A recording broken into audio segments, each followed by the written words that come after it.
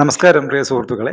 ഇന്ന് എൻ്റെ ഈ അഡീനിയം ചെടി വലിയൊരു ചെടിയാണ്. എൻ്റെ ആദ്യത്തെ കൺമണിയിലൊന്നാണ്. അത് ഞാൻ റീപോർട്ട് ചെയ്യാണ്.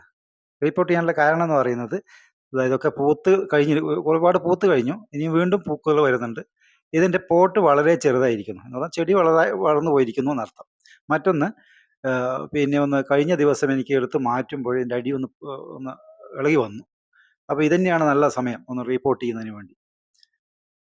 അതുകൊണ്ട് ക്ഷീണമൊന്നും സംഭവിക്കാതെ റിപ്പോർട്ട് ചെയ്യണം. കാരണം പിന്നെ ഇതിന് 2 കമ്പുകളിൽ ഞാൻ ഗ്രാഫ്റ്റ് ചെയ്ത് വെച്ചിട്ടുണ്ട്. ആ ഗ്രാഫ്റ്റൊക്കെ പിടിച്ച് ആ കമ്പുകളിൽ നിന്ന് മൊട്ടുകൾ വരാൻ തുടങ്ങുന്നുണ്ട്. അപ്പോൾ അതുകൊണ്ട് ക്ഷീണവും സംഭവിക്കാതെ ഞാനത് ചെയ്യാനാണ് ഉദ്ദേശിക്കുന്നത്. അതിനുള്ള പോട്ട് ഇതാണ്. പോട്ട് കുറച്ച് വലിയ പോട്ടാണ്. നല്ല വെയിറ്റ് ഉണ്ട്. അതുപോലെ തന്നെ പോട്ടിംഗ് മിശ്രിതവും ഞാൻ തയ്യാറാക്കി വെച്ചിട്ടുണ്ട്. ഇതാണ് അതിൻ്റെ പോട്ടിംഗ് മിശ്രിതം. അതിൽ സാധാരണ പോലെ മണ്ണുണ്ട്, പൂഴി, മണലുണ്ട്. അതോടൊപ്പം തന്നെ ചാണകപ്പൊടി ചേർത്തിട്ടുണ്ട്. ഇതുപോലെ പിന്നെ വളങ്ങൾ എന്ന് പറഞ്ഞാൽ എല്ലുപൊടിയും പിണ്ണാക്കും പൊടിച്ചതും, അതോടൊപ്പം തന്നെ വേപ്പിൻ പിണ്ണാക്ക് പൊടിച്ചതൊക്കെ. ഇത് കുറച്ച് ചേർക്കുക. കുറച്ചെന്ന് പറഞ്ഞാൽ നമ്മളത് കൂടുതലൊന്നും ചേർക്കേണ്ട ആവശ്യമില്ല. 2 3 കൈപ്പിടികൾ മാത്രം അതിലേക്ക് ചേർത്തതിന് ശേഷം നമ്മൾ മിക്സ് ചെയ്ത് വെച്ചിട്ടുള്ള പോട്ടിംഗ് മിശ്രിതമാണിത്. ഈ പോട്ടിംഗ് മിശ്രിതത്തിലേക്ക് നമ്മളിത് ക്ഷീണം സംഭവിക്കാതെ അതേ പോട്ടിംഗ് മിശ്രിതമൊന്നും മാറ്റാതെ തന്നെയാണ് ചെയ്യുന്നത് കേട്ടോ. ചെടിയിലുള്ള ഇതുപോലെ ജെല്ലിക്കല്ലുകൾ നിരത്തിയിട്ട് കൊടുത്താൽ അതിൻ്റെ ഹോൾ അടയാതിരിക്കും, മണ്ണ് വന്നിട്ട്. പിന്നെ അതിനുശേഷം നമ്മളതിലേക്ക് പോട്ടിംഗ് മിശ്രിതം, ആവശ്യമായ പോട്ടിംഗ് മിശ്രിതം അതിലേക്ക് കുറച്ച് നിറച്ചാൽ മതി. കാരണം വലിയ പിന്നെ കോഡക്സൊക്കെ ഉണ്ടല്ലോ അതിനകത്ത്. അത് പൊങ്ങി നിൽക്കുകയും വേണം.